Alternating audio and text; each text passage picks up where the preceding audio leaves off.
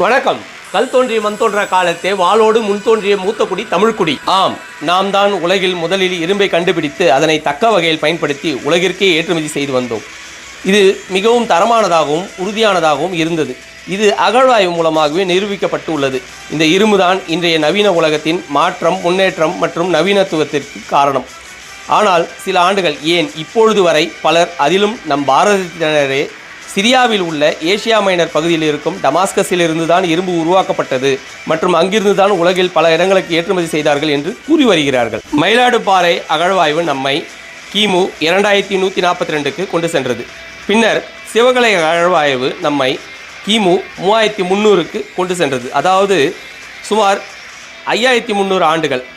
மற்றொரு அகழ்வாய்வு சுமார் 6000 ஆண்டுகள் பழமை வாய்ந்த இரும்பு உலைகளை தமிழகத்தில் அடையாளம் காட்டுகின்றன.